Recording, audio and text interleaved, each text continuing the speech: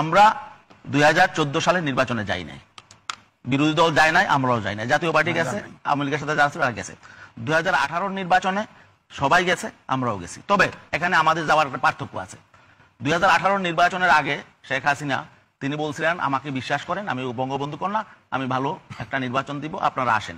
সবাই গণভবনে গেছে এবং বিএনপির নেতৃবৃন্দ গেছে, ফখরুল সাহেব গেছে, সবাই গেছে।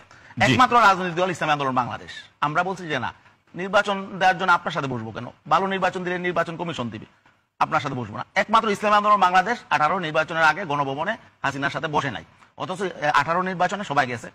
আমরা সেই নির্বাচনের গেছে যেহেতু সবাই, আমরা বর্জন করি না। আপনাদের বিরুদ্ধে অভিযোগটা কেন আসলো? অভিযোগটা হলো ওনাদের মতো সাংবাদিকরা যদি আমাদেরকে দেখতে পারেন আমরা দাড়ি টুপি আছে এবং ইসলামের কথা বলি, এটা হয়তো ওনাদের খারাপ লাগতে পারে, এই জন্য হয়তো তথ্য ছাড়া এরকম উদ্ভট কথাবার্তা বলে। আমি চ্যালেঞ্জ করতে পারি যে ইসলামী আন্দোলন বাংলাদেশের সাথে যদি কোনো এরকম কোন নির্বাচন আঘাত করেছি বা কোন আঘাত প্রমাণ করতে পারে, আমরা বরিশাল সিটি কর্পোরেশন আমি বলি আহত হলেন, স্থানীয় নির্বাচন বিএনপিও তো করছে। আজকে ইশরাক কেন মেয়রের জন্য এখানে আন্দোলন করছে? আজকে শাহাদাত চট্টগ্রাম কেন মেয়রে বসলো? তারা কি নির্বাচনে যায় নাই?